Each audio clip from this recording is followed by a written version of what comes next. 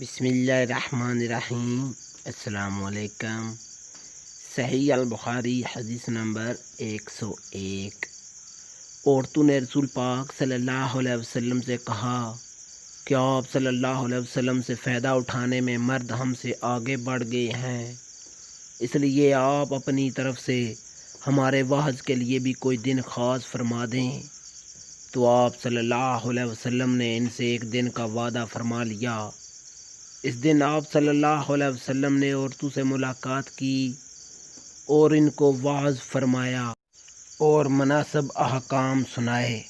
جو کچھ آپ صلی اللہ علیہ وسلم نے ان سے فرمایا تھا، اس میں یہ بات بھی تھی کہ جو کوئی عورت تم میں سے اپنے 3 لڑکے آگے بھیج دے گی تو وہ اس کے لیے دوزخ سے پناہ بن جائیں گے۔ اس پر ایک عورت نے کہا، اگر 2 بچے بھیج دیں تو؟ آپ صلی اللہ علیہ وسلم نے فرمایا، ہاں، اور 2 کا بھی یہی حکم ہے۔ صحیح البخاری حدیث نمبر 102۔ محمد بن بشار، غندر، شعبہ، عبد الرحمن بن صہبانی، ذکوان، ابو سعد رضی اللہ تعالیٰ عنہ نے نبی کریم صلی اللہ علیہ وسلم سے اس کو روایت کیا، اور عبد الرحمن بن صہبانی سے روایت ہے، بیان کیا کہ میں نے ابو حازم کو حضرت ابو ہریرہ رضی اللہ تعالیٰ عنہ سے روایت کرتے سنا۔ انہوں نے فرمایا کہ ایسے 3 لڑکے جو ابھی تک بالغ نہ ہوئے ہوں۔ صحیح البخاری حدیث نمبر 103۔ سعد بن ابی مریم نافع ابن عمر ابن ابی ملائکہ رضی اللہ تعالیٰ عنہ کہتے ہیں کہ نبی کریم صلی اللہ علیہ وسلم کی زوجہ حضرت عائشہ رضی اللہ تعالیٰ عنہ جب کسی ایسی بات کو سنتی جس کو سمجھ نہ پاتی تو دوبارہ اس میں تفشیش کرتی تاکہ اس کو سمجھ لیں۔ چنانچہ ایک مرتبہ نبی کریم صلی اللہ علیہ وسلم نے فرمایا، قیامت میں جس کا حساب لیا گیا اس پر ضرور عذاب کیا جائے گا۔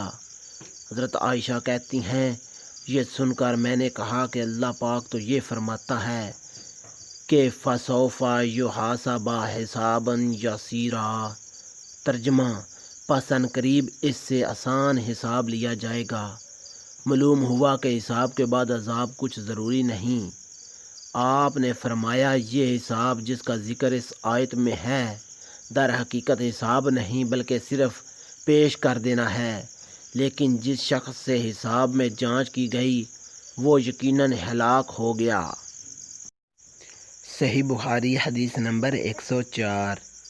عبداللہ بن یوسف، لیث بن سعد بن ابی سعد، ابو شری رضی اللہ تعالیٰ عنہ سے روایت ہے کہ عمر بن سعد ولی مدینہ جب ابن زبیر سے لڑنے کے لیے لشکروں کو مکہ کی طرف روانہ کر رہا تھا تو میں نے اس سے کہا کہ اے امیر، مجھے اجازت دیں تو میں تجھ سے ایک ایسی بات کہوں جس کو نبی کریم صلی اللہ علیہ وسلم فتح کے دوسرے دن کھڑے ہو کر فرمایا تھا۔ اس کو میرے دونوں کانوں نے سنا اور اس کو میرے دل نے یاد رکھا ہے، اور جب آپ اس کو بیان فرما رہے تھے تو میری آنکھیں آپ کو دیکھ رہی تھیں۔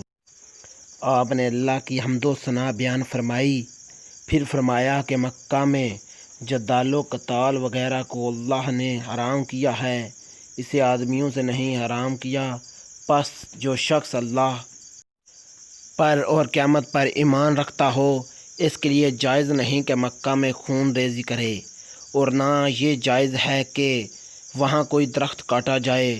پھر اگر کوئی شخص رسول اللہ صلی اللہ علیہ وسلم کے لڑنے سے ان چیزوں کا جواز بیان کرے تو اس سے کہہ دینا کہ اللہ نے اپنے رسول کو اجازت دے دی تھی اور تمہیں اجازت نہیں دی، اور مجھے بھی ایک گھڑی بھر دن کی وہاں اجازت دی تھی، پھر آج اس کی حرمت ویسی ہی ہو گئی جیسے کل تھی۔ پھر حاضر کو چاہیے کہ وہ غائب کو یہ خبر پہنچا دے۔ ابو شری سے کہا گیا کہ اس حدیث کو سن کر عمروں نے جواب دیا، انہوں نے کہا کہ یہ جواب دیا کہ اے ابو شری، میں تم سے زیادہ جانتا ہوں، حرم کسی باغی کو اور خون کر کے بھاگ جانے والے کو پناہ نہیں دیتا۔ صحیح بخاری حدیث نمبر 105۔ عبداللہ بن عبد الوہاب، حماد، ایوب، محمد ابو بکر رضی اللہ تعالیٰ عنہ نے ایک مرتبہ نبی کریم صلی اللہ علیہ وسلم کا ذکر کیا کہ آپ نے فرمایا ہے تمہارے خون اور تمہارے مال سے۔ محمد جو اس حدیث کے ایک راوی ہیں کہتے ہیں مجھے خیال ہوتا ہے کہ یہ بھی کہا اور تمہاری آبرو تم لوگوں پر ہمیشہ ایسے ہی حرام ہے جیسے ان کی حرمت تمہارے اس دن میں تمہارے اس مہینے میں ہے۔ آگاہ رہو، تم میں سے حاضر کو چاہیے کہ غائب کو یہ خبر پہنچا دے۔ اور محمد کہا کرتے کہ رسول اللہ صلی اللہ علیہ وسلم نے سچ فرمایا، ایسے ہی ہے۔ پھر 2 مرتبہ آپ نے فرمایا آگاہ رہو، کیا میں نے پہنچا دیا ہے؟